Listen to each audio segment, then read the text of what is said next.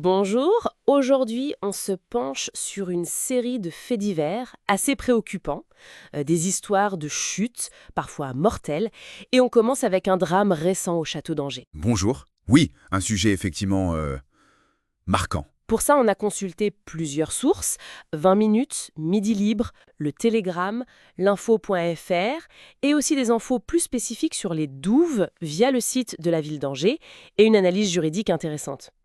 Et on regardera aussi un cas similaire en Suisse, à Morges, rapporté par la Tribune de Genève. Ça permet de mettre en perspective. Exactement. L'objectif, c'est de comprendre ce qui s'est passé à Angers, bien sûr, mais aussi d'élargir un peu, de voir le contexte plus large de ces accidents. Et puis, ça soulève la question de la sécurité dans les lieux publics, les lieux historiques. Alors, on y va? Allons-y. Donc, Angers, lundi 9 juin 2025, une femme de 65 ans est retrouvée morte dans les douves du château. C'est un visiteur qui a fait la découverte, c'est ça? Au pied des murailles. Oui, c'est ça, au pied des murailles.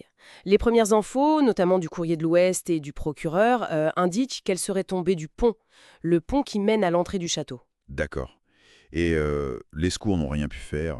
Non, elle était en arrêt cardio-respiratoire. Bon, une enquête est ouverte évidemment pour savoir si c'est un accident ou autre chose, un suicide peut-être, mais a priori, l'intervention d'une autre personne semble écartée. C'est important de préciser. Et pour comprendre le lieu, ces douves, elles sont très anciennes, hein. Elles datent de 1232, de l'époque de Saint-Louis. Ah oui, quand même. Et le point intéressant, c'est qu'elles n'ont jamais eu d'eau. Jamais.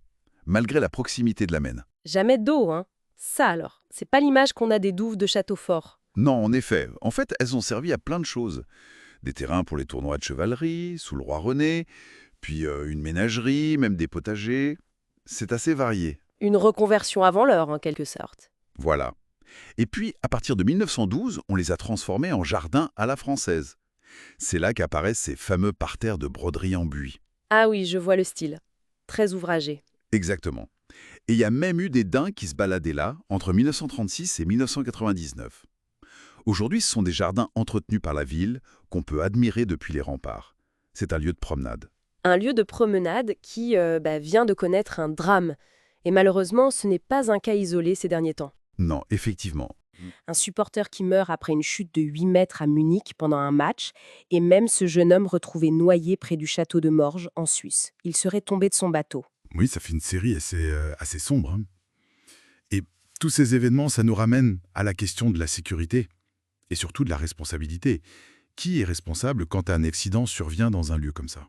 Justement, vous parlez d'une analyse juridique. Oui, il y a un arrêt de la Cour d'appel de Nîmes de 2019 qui est très pertinent.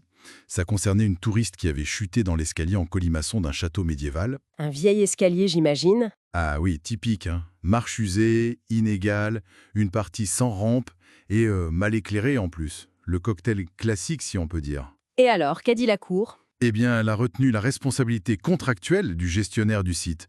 L'idée, c'est qu'en achetant un billet d'entrée, il se crée un contrat. Et ce contrat implique une obligation de sécurité pour le visiteur. Une obligation de tout sécuriser à 100%. Non, attention, c'est une obligation de moyens, pas de résultats. Ça veut dire que le gestionnaire doit prouver qu'il a pris des mesures raisonnables pour prévenir les accidents. Il ne garantit pas le risque zéro, mais il doit montrer qu'il a fait le nécessaire. D'accord. Et dans ce cas précis, qu'est-ce qui a fait pencher la balance? Le fait que l'escalier soit vieux et potentiellement dangereux? Pas seulement. Ce qui a été décisif, c'est le manque de signalisation. Il n'y avait pas de panneau avertissant clairement du danger spécifique de cet escalier. Ce défaut d'information, c'est ça qui a été considéré comme un manquement à l'obligation de moyens. C'est intéressant. Le manque d'avertissement prime sur le danger intrinsèque du lieu ancien. Exactement. Et un autre détail amusant. La victime portait des sandales, c'était l'été. La Cour a estimé que ce n'était pas une faute de sa part qui aurait pu atténuer la responsabilité du gestionnaire. Donc la responsabilité pèse vraiment sur l'exploitant pour informer et prévenir. Tout à fait. Surtout dans ces lieux historiques qui ont, par nature, des caractéristiques potentiellement dangereuses. Ce qui nous ramène à Angers.